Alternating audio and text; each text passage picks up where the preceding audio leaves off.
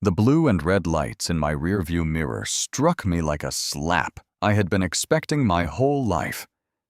I pulled the Rolls-Royce Phantom to the curb slowly and deliberately, both hands visible on the steering wheel, and thought, on the morning I started as chief of the Greenfield Police Department, that I was being pulled over by one of my own officers. I hadn't even reached the press conference. The appointment letter was still folded in my breast pocket, right next to my new badge, and I remember thinking, with a strange, cold clarity, that the next few minutes were going to matter for a very long time. What happened in the hours that followed would be talked about in every precinct in the state before long. But that story does not begin on a sunny morning.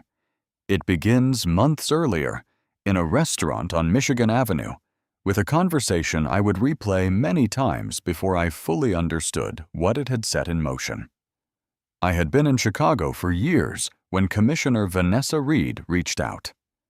I was running the fourth largest police department in Illinois as Deputy Chief of Counterterrorism and Strategic Operations, and I had built something I was proud of, a unit that closed cases, de-escalated confrontations before they became incidents, and had not seen a substantiated brutality complaint in a long time.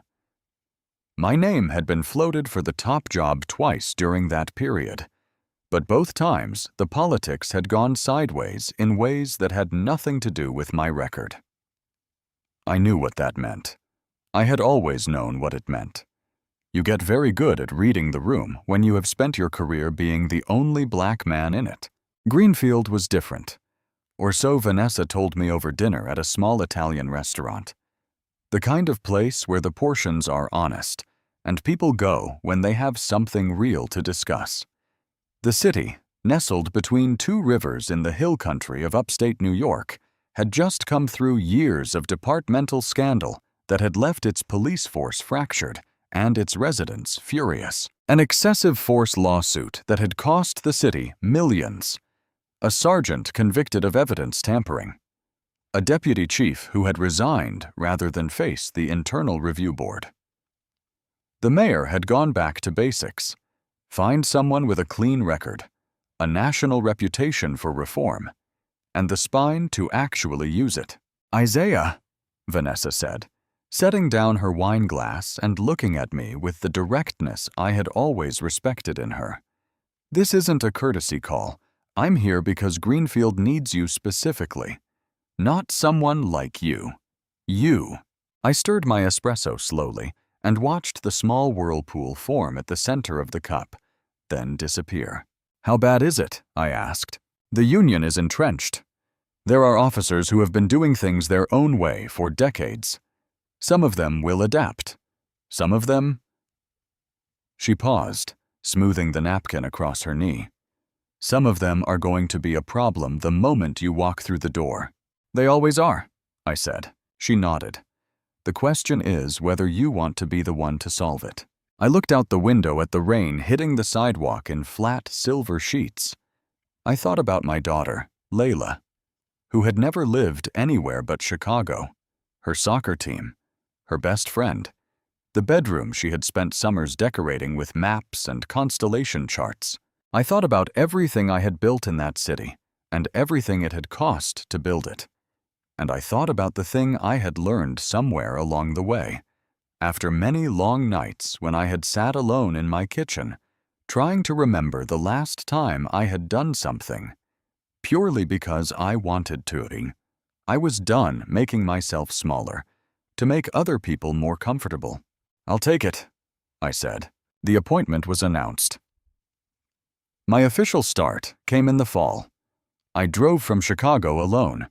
Layla was staying with her grandmother until the end of the semester, with 2 suitcases in the trunk, and the Phantom moving through autumn countryside that turned gold and amber as I crossed the state line. I remember the quality of the light that morning. Miles Davis on the stereo, then Coltrane, then something newer that Layla had put on my phone and sworn was actually good. I felt for the first time in a long time like I was exactly where I was supposed to be. I had bought the roles years earlier, after a contract renewal in Chicago. My lieutenant, a broad-shouldered Irishman named Donnelly, one of the finest instinctive cops I had ever worked with, had whistled through his teeth when he saw it in the parking garage. "Chief," he had said, grinning, "you're going to give people ideas." "Good," I had told him. "Let them think about it." It was a deep Navy Phantom. I was not naive about what it meant to drive it while being who I was. I had had the conversation with myself dozens of times, in the way black men in America have conversations with themselves about the things they own and the spaces they occupy. But I had decided that I was done performing modesty I did not feel for an audience that would find a reason to be suspicious regardless. I had over 2 decades of service, a master's degree in criminology from Northwestern, and a record any officer in the country could be asked to match. If someone had a problem with a black man in a Rolls-Royce, that was information, and I had spent my entire career learning to collect information. The drive into Greenfield was beautiful. The city rose out of the valley in layers, old brick buildings near the river darkened to rust by decades of weather.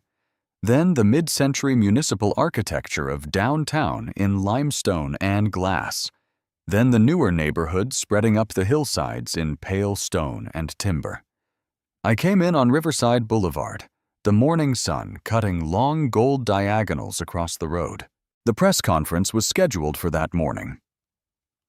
I was early, wearing my best charcoal suit, the appointment letter in my breast pocket, and the new badge, Chief of Police, City of Greenfield, in its leather case on the passenger seat. I looked at it at a red light. The weight of it, the clean, engraved authority of the letters. I had imagined this moment 100 times over my career, and now that it was here, the feeling was quieter than I had expected. Not smaller, just quieter.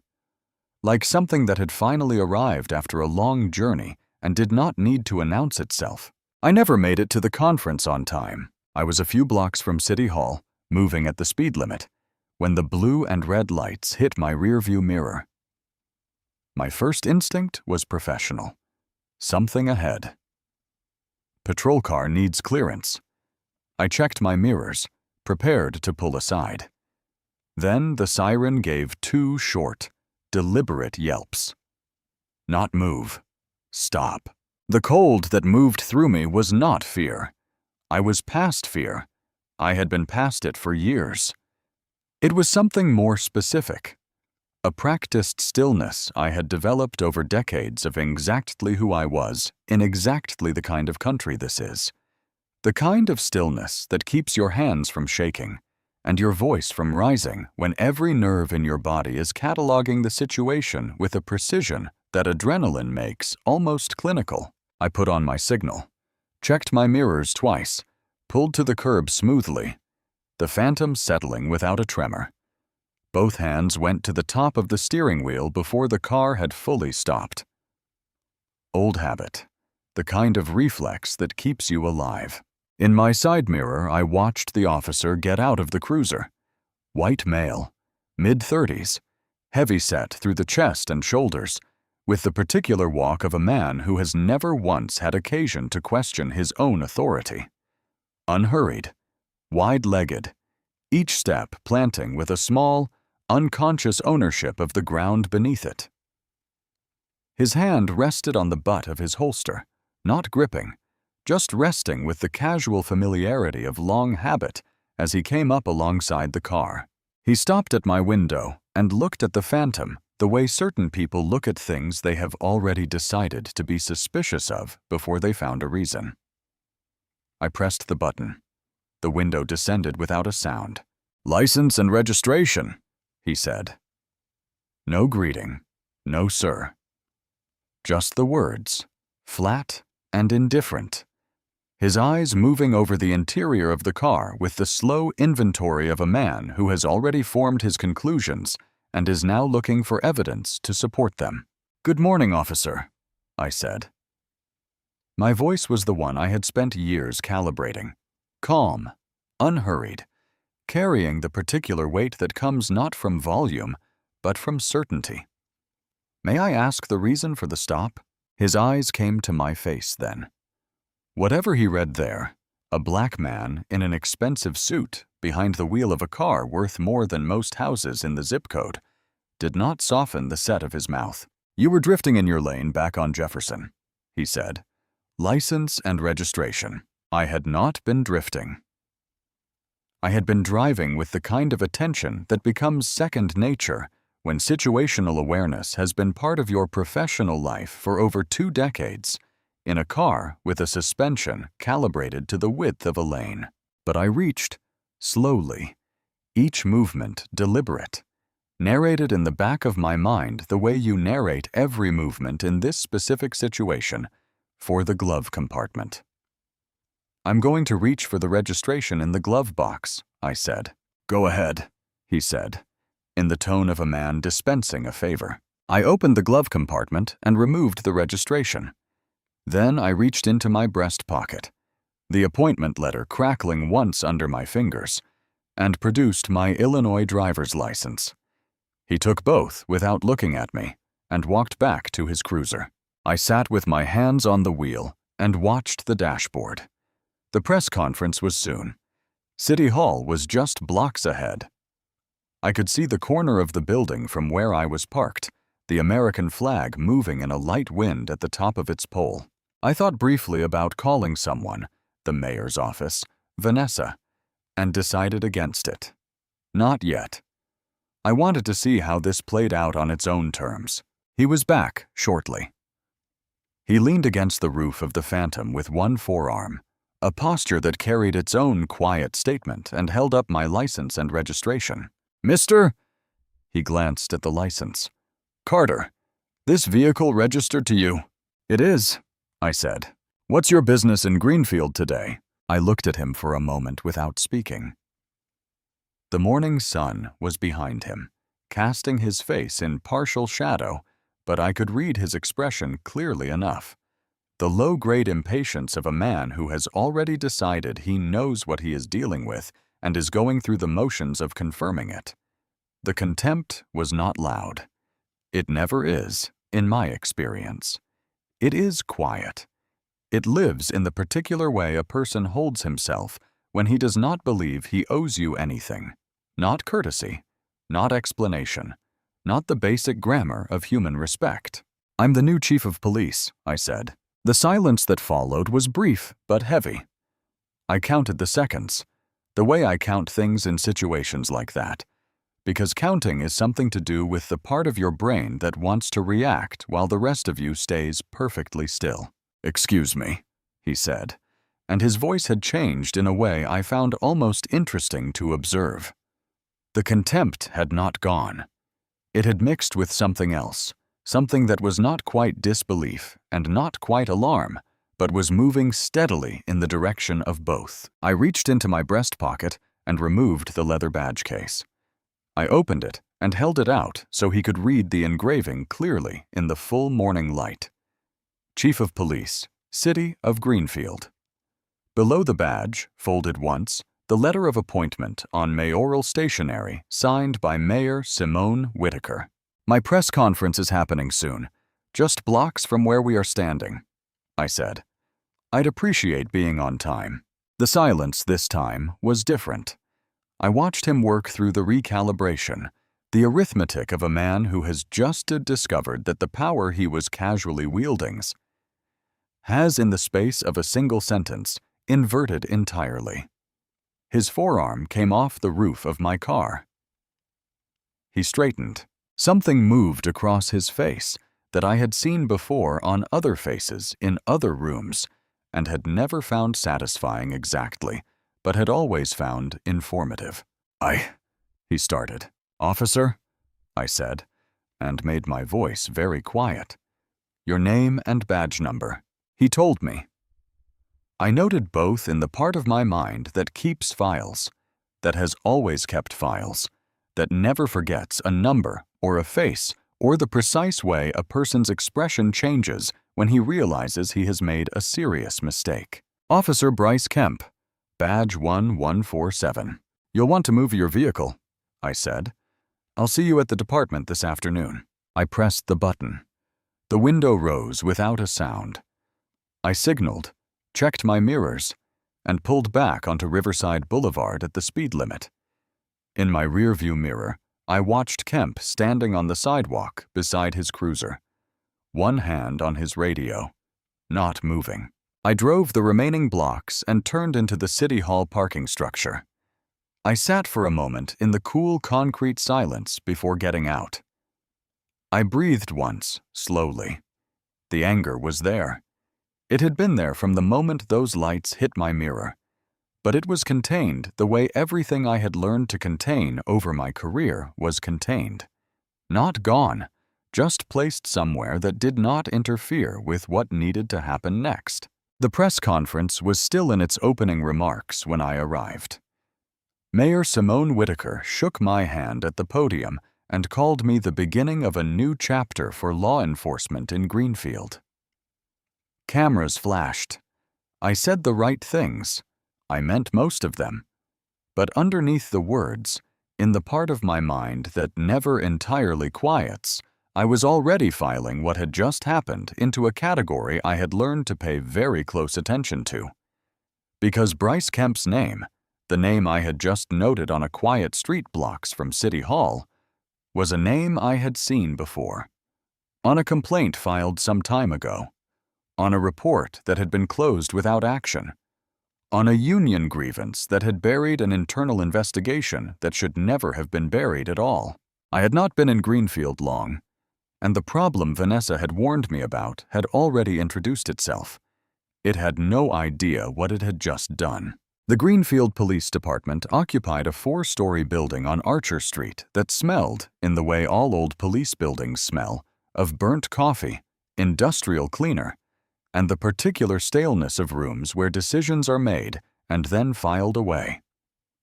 I walked through the front entrance that morning, the press conference still warm behind me, and felt dozens of pairs of eyes track me from the lobby to the elevator with the specific attentiveness of people trying to decide what kind of threat I was. Not hostile, most of them, just watching, taking inventory. That was fine. I had spent my career being watched and had learned to make the watching work for me. My office on the 4th floor had been cleared of the previous chief's belongings, but nothing had been put in their place, which gave it the hollow quality of a room that has been emptied in a hurry. There was a desk, 2 chairs, a window overlooking the parking lot, and a whiteboard someone had wiped clean, but not quite clean enough. Ghost letters still visible at the edges, the faint outline of what looked like a roster or a schedule.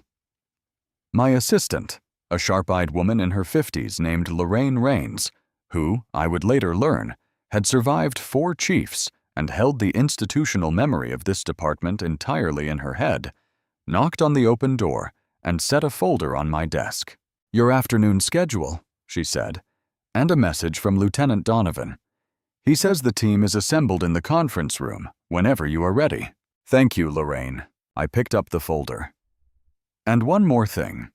I need the personnel file for Officer Bryce Kemp, badge 1147, on my desk before mid-afternoon." Something crossed her face, quick, controlled, the expression of a woman who has learned not to react. And then it was gone. "Of course," she said, and left. I looked at the whiteboard, at the ghost letters.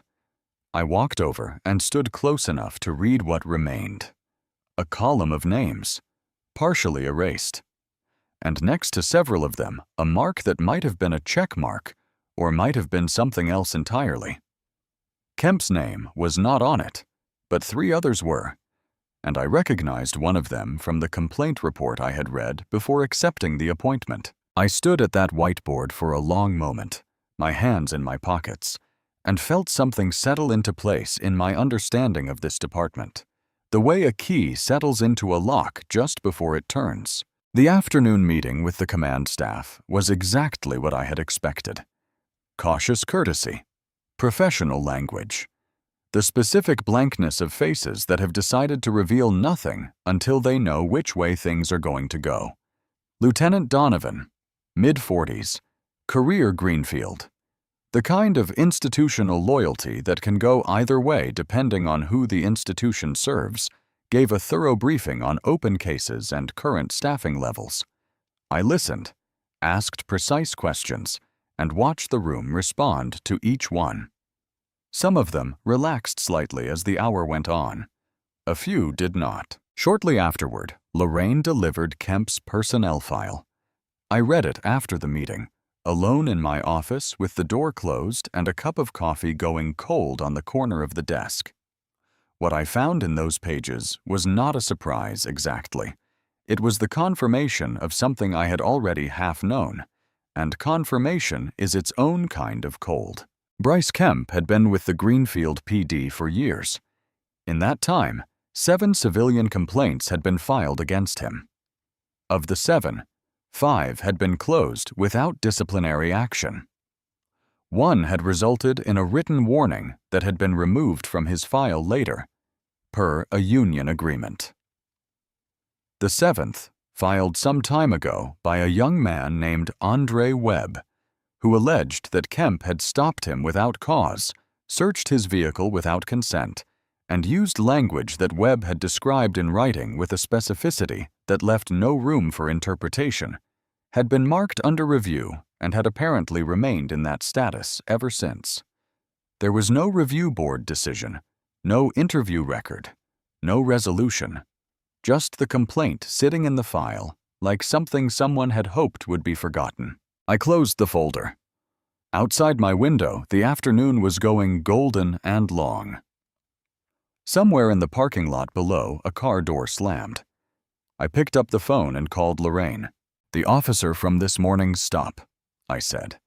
"Kemp, is he on shift?" "He's due in later," she said. "He requested a meeting with you through the union rep." I set the phone down. "Through the union rep?" Of course.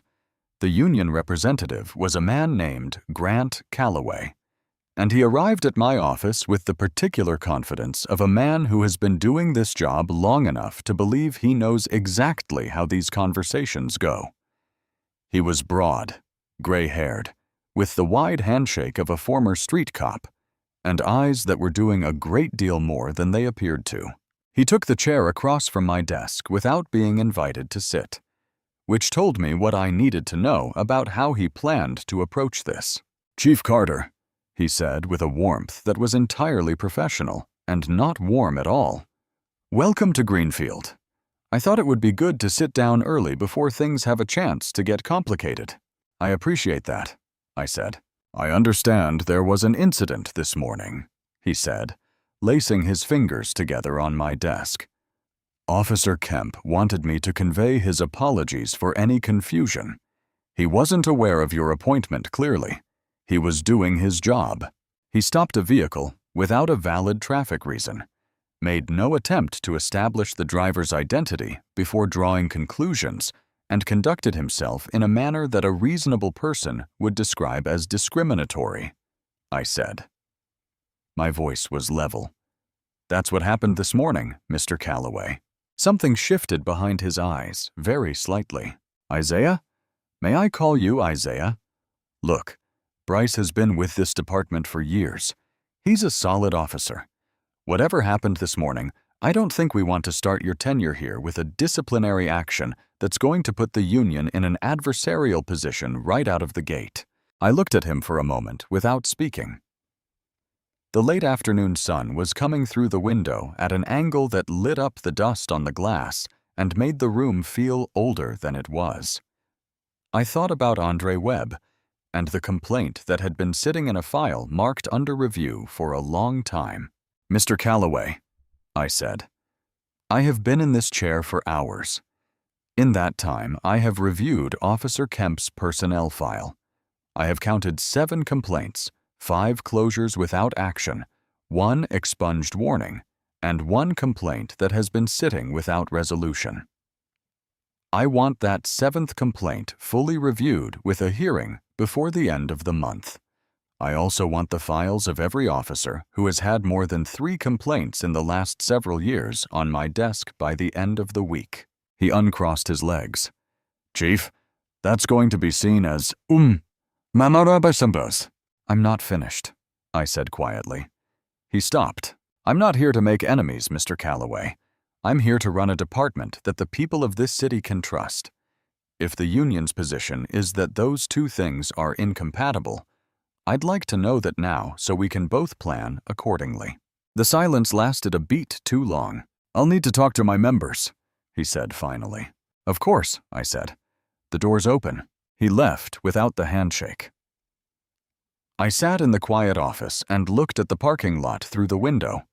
And then I opened the 7th complaint again and read every word of what Andre Webb had written slowly, the way it deserved to be read. That night, I did not sleep. I had rented a furnished apartment on the east side of town while the Chestnut Hill house was being prepared.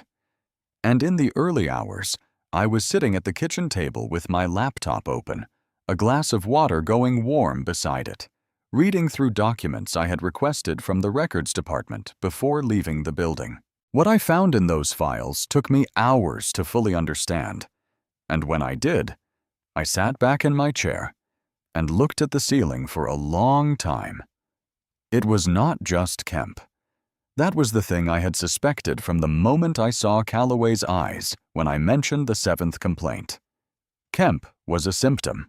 The disease was older and larger and had been carefully cultivated through a system of complaint closures, union grievances, and strategic personnel decisions that had effectively created an insulated pocket of officers who operated in practice under a different set of rules than the ones written in the departmental policy manual. 6 officers, all under the same precinct commander, a man named Captain Vincent Dellinger, who had been with the Greenfield PD for years, had accumulated complaint records that, taken individually, looked manageable. Taken together, mapped across victims, dates, locations, and outcomes, they formed a pattern that was unmistakable. And at the center of the pattern, like a load-bearing wall, was a decision made some time ago to close an investigation into Dellinger himself, closed on the recommendation of the then deputy chief, the same deputy chief who had resigned rather than face the review board. I made notes in a document I titled simply, First Day. I listed names, complaint numbers, the gaps between filing and resolution. I noted the cases where complainants had been contacted by union attorneys before their hearings. I noted the cases where complainants had subsequently withdrawn their complaints. By early morning, what I had on my screen was not a personnel issue. It was a structural one. And structural problems require structural solutions. I called Vanessa at first light when I knew she would be awake. How bad? She said before I had finished the summary. Bad enough, I said. I need the city's outside counsel and an independent investigator, people with no existing relationship with this department, and I need them quietly before word gets around that I am asking. A pause. You have been there one day, Isaiah. I know, I said. All right, she said. I'll make the calls. I closed the laptop and sat in the kitchen as the morning came gray and then gold through the window above the sink. I thought about the drive from Chicago, the autumn light, Miles Davis, the quiet certainty that I was exactly where I was supposed to be. The certainty was still there. It had just added a new dimension, the way certainty always does when you discover that what you signed up to fix is bigger than the brochure suggested. I was not afraid of big. I had spent my entire career learning to work with it. I showered, put on my second-best suit, and drove to the department.